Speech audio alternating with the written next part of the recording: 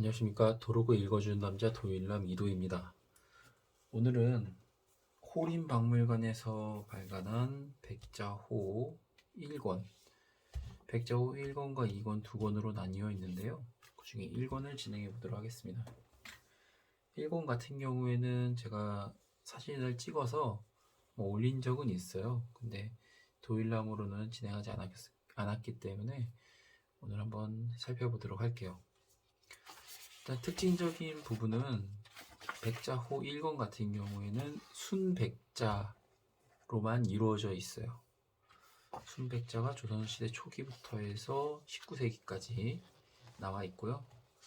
그리고 맨 뒷면에 도판 해설의 굿과 상세 내용들이 적혀 있습니다. 오늘은 이 부분은 제외하도록 할게요. 이 부분은 제외하고 앞쪽에 앞모습 위주로만 그림 위주로 오늘 한번 영상 진행하면서 조금 짧게 찍도록 하겠습니다. 1권과 2권 2부로 나뉘어질 예정이고요. 자, 먼저 호림박물관 백자호 너그러운 형태에 담긴 하얀 빛깔이라는 제목을 갖고 있고요. 2014년도 3월에 특별기획전으로 진행하고 난 다음에 만들어진 도록입니다.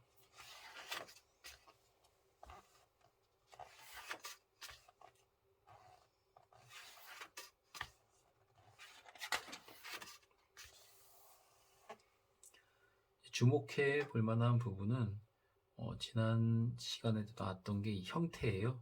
형태의 변화와 이제 뒷면에 있는 굽의 변화 다 같이 보시면 좋을 것 같은데, 겉에서 봤을 때 이제 형태의 변화들을 보시면 될 것 같아요. 자, 6.25가 제일 먼저 나왔는데, 이 기물 같은 경우에는 이제 고려시대 매병에서 조선의 이포로 넘어오는 그 과도기의 형태라는 것을 알 수가 있습니다.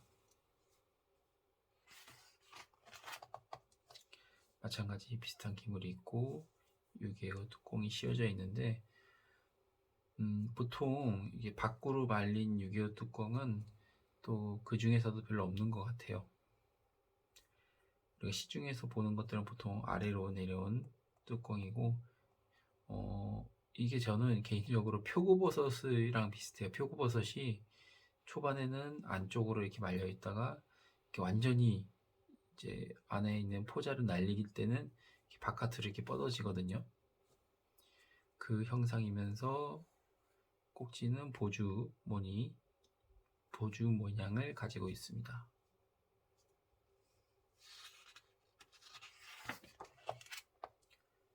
자, 6.25 구연부는 일자로 수직으로 서 있고요.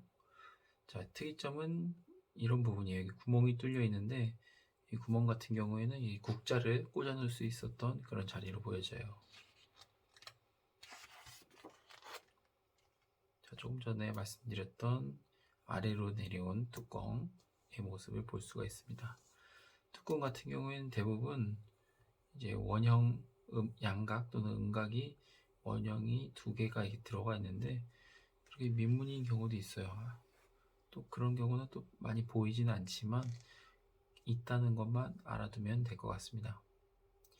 이포 같은 경우에는 보통 사이즈가 작은 거는 뭐 10cm 미만도 있지만, 이제 큰 기물들 같은 경우에는 50cm가 넘는 것도 있어요. 최근에 52cm짜리 기물이 보물로 지정된 사례가 있습니다. 여기도 다 10cm 전후의 기물들이 많이 올려져 있어요.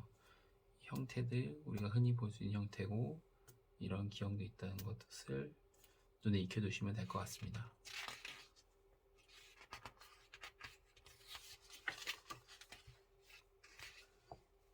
이 29cm 뚜껑 포함한 cm이고요.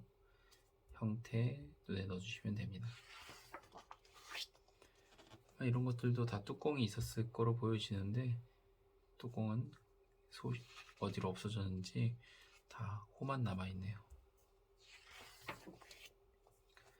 형태 재미난 형태 갖고 있어요. 초기 과도기 형태인 것으로 보여집니다. 16세기, 16세기, 16세기, 15, 16세기,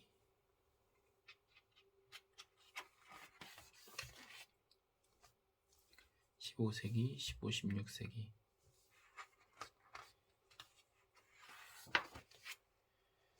18세기. 여기에 이제 청화로 그림이 그려져 있는 기물이 있는데 아주 아름답죠. 이 기형 자체가 딱 18세기에만 나왔던 기물의 형태입니다.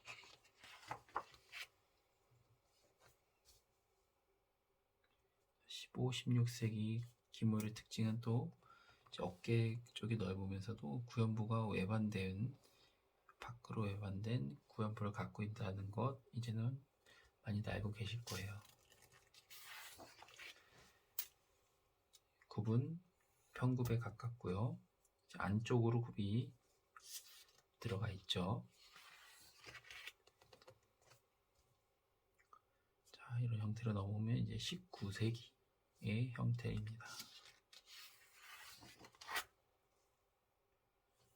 18세기 36cm 이포인데 거의 여기서 아래로 빠졌으면 무게중심이 가운데로 빠졌으면 다랑아리라고 생각이 들 그런 색깔과 모습을 갖고 있어요.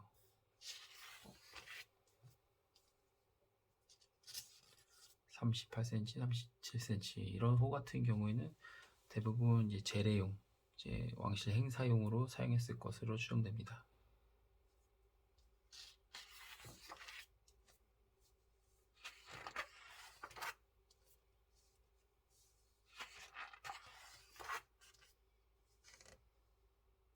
예, 51cm 백자대호입니다.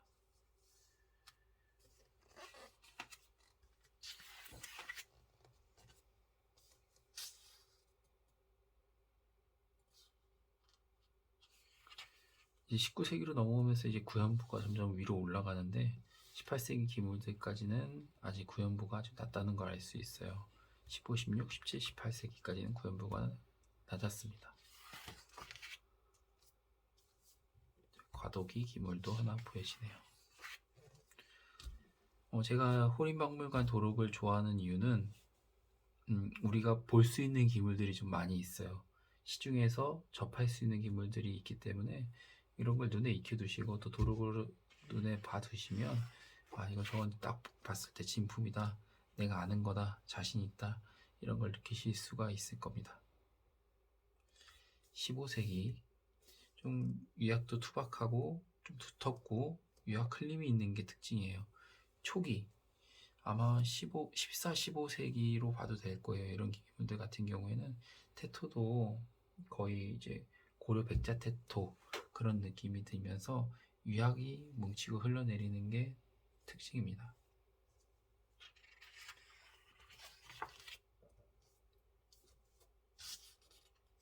(15세기) 기물이고요. 자, 우리가 자주 보는 기물들이 나오네요. 굽은 다리굽식으로 안쪽으로 파여져 들어간 굽이 있고요. 19세기 기물들입니다. 50cm, 49cm 다 커다란 기물들만 도록에 올려져 있네요. 백자 태호. 백자가 이제 명기도 있고 제기도 있고 그리고 태호도 있다는 것 아시죠? 태호 같은 경우에는 보통 이중으로 포장이 된다고 합니다. 그래서 내호와 외호 두 개로 나뉘어지고요. 내호와 외호 그리고 태지석. 다음번에 이제 한번 보게 될 도록이 태항아리라는 도록인데요.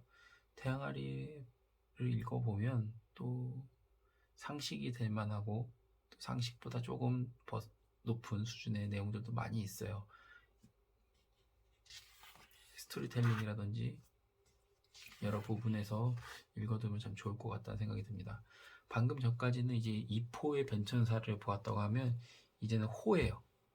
동그란 원호의 변화 과정을 보실 수가 있어요. 자, 15세기는 13cm 정도의 원호인데 이때 이런 동그란 모형의 호가 별로 잔존 수량이 많지가 않다고 해요. 이때 대부분 무게중심이 아래로 있던지 위에 있던지 이런 경우가 많은데, 가운데 동그란 호는 많지가 않고 그 사이즈가 큰 것도 거의 없습니다. 대부분 10cm 전후의 기물들이 많이 있어요.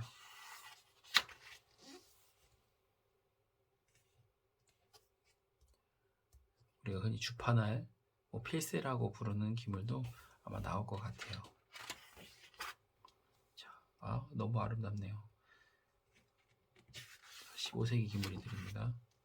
네, 여기 나오네. 백자소 유계호. 우리가 필세라고 흔히 부르면서 유튜브에서도 종종 보이는 그런 기물이죠. 굽이 아주 작고 구연부랑 거의 1:1 대칭을 이룬다는 게 특징입니다.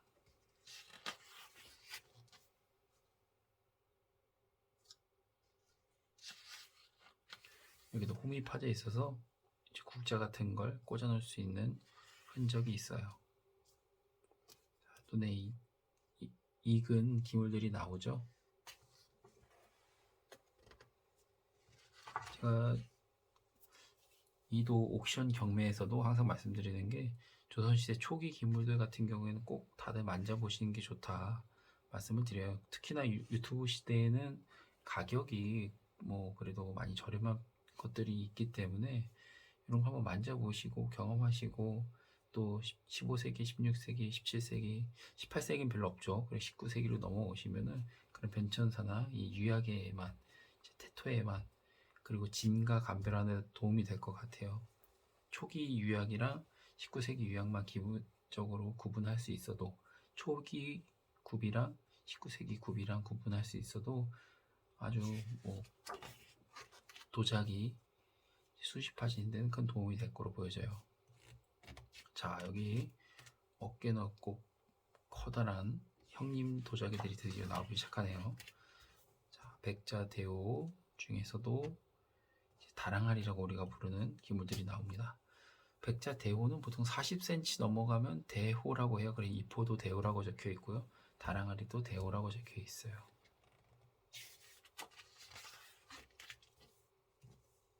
36cm, 35cm. 시중에 우리 다랑아리가 한 100 몇십 점 정도가 있다고 합니다. 대한민국에 100 몇십 점이 있어서 어차피 모든 기물들이 수량이 제한되어 있는데, 다랑아리 같은 경우에는 수량이 어느 정도 이제 노출이 되어 있어서 이제 그 기물들이 조금 돌고 또 소장가선에 들어가면 또 안 나오고 그런 상황이라고 해요. 그리고 이제 35cm 그리고 40cm 이렇게 기준으로 해서 35cm가 넘어갔을 때와 그 미만일 때 가격 차이가 있고, 또 40cm가 넘어갔을 때와 또 그 미만일 때 가격 차이가 거의 더블씩 납니다. 클수록 비싼 게 다랑알이죠. 백자대호 우리 이렇게 가까이서 보기도 힘들고, 사실 이렇게 종류별로 보기도 힘이 들죠. 그리고 가장 중요한 굽 사진이 맨 뒤에 잔뜩 나와 있기 때문에 다랑알이 관심이 있으신 분들은 구입하시기 전에 이런 도록 한번 봐두시면 큰 도움이 될 거라고 보여져요.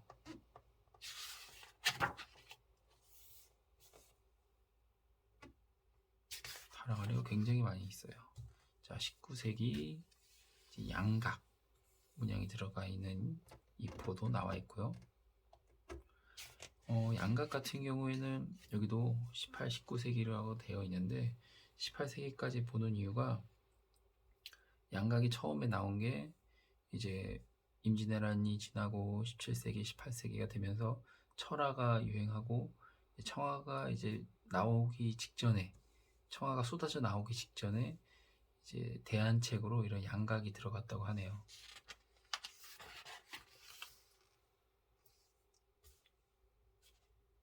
높이가 6.6cm 밖에 안 됩니다. 거의 이게 실물 사이즈 같은데 정말 이뻤을 것 같고요. 자, 이렇게 두 줄이 들어가 있는 이런 건 이제 선문호, 음각 선문호.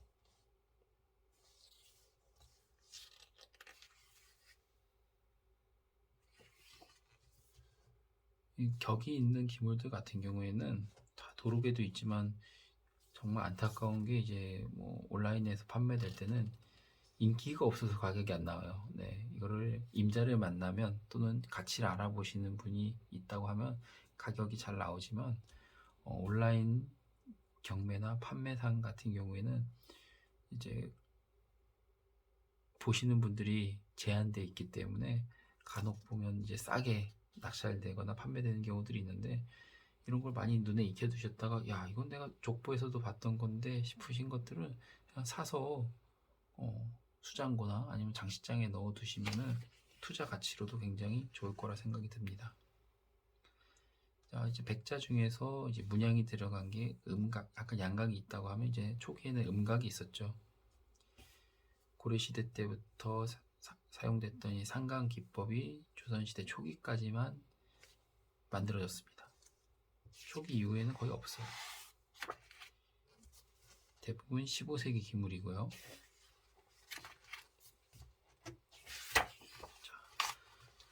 이 내용들을 비롯해서 다양한 이론들이 적혀 있기 때문에 형태의 변화, 다양성 이런 것들을 한번 다 읽어보시면 정말 도움이 됩니다. 도자기 큰 돈 주고 구입하지 않습니까? 우리가 예를 들어 뭐 자동차 살 때 또는 보험 가입할 때 정말 비교하고 많이 알아보는데, 도자기 같은 경우에는 그만큼 공부를 안 하는 경우가 좀 있는 것 같아요. 그렇기 때문에 분명히 공부할 수 있는 도록들이 많이 있어요. 그러니까 이거를 이용하셨으면 좋겠고, 자, 제가 뭐 예를 들어 하나만 보도록 하겠습니다. 굽에 설명이 잘 나와 있는 거 13번 백자호 한번 보고 글을 한번 보도록 할게요. 13번 백자호. 생김새가 특이하게 생겼네요. 양감 넘치는 형태와 유려한 곡선을 가지고 있는 조선 전기 백자호이다. 입은 짧고 안쪽으로 약간 좁아들었다. 어깨는 팽배하여 딱 벌어진 반면 몸통의 아랫부분은 안으로 급격하게 추격되다가 다시 굽 부근에서 살짝 밖으로 휘어졌다. 굽은 목깎기를 하였으며 푸른색이 감도는 유약을 쥐어야했다. 굽은 안다리 굽으로 모래를 받치고 구었다. 15세기 후반 동일한 기형의 호에 비해 어깨 및 몸통 하부의 곡선이 약간 과장된 편이다. 16세기에 제작된 유형으로 추정된다. 원래는 보주형 장식이 있는 뚜껑이 있었던 것으로 보인다. 여기서 봐야 될 부분은 이제 유약색, 그리고 굽이 안다리 굽이라는 거, 그리고 모래 받침, 이 정도만 보셔도 될 것 같아요. 안다리 굽이라고 하는 건 이제 굽이 안으로 파였다는 거고요. 네. 우리가 시중에서 흔히 볼 수 있는 기형이랑은 조금 다른 것 같아요. 자, 이런 식으로 우리가 사진도 보고 굽도 보고 또 설명까지도 읽어보면서 저런 특징을 가졌구나 라는 것을 알 수가 있습니다. 그래서 뭐 도록을 시간이 되신다면은 호림박물관에서 구입을 해서 보시면 좋을 것 같고요. 책 가격이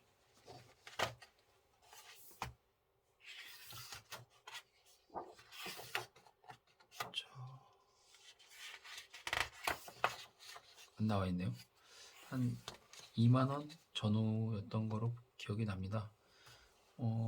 인터넷으로도 호림박물관은 주문을 해서 구입을 하실 수가 있어요. 택배비 내시면 주문을 하실 수가 있는 게 장점이기 때문에 인터넷으로도 구입을 해 보시고, 혹시 이제 여건이 안 되시면 댓글이나 저 방송 때 말씀을 해주시면 제가 공동구매 형식으로 구입을 해서 전달을 해 드리도록 하겠습니다.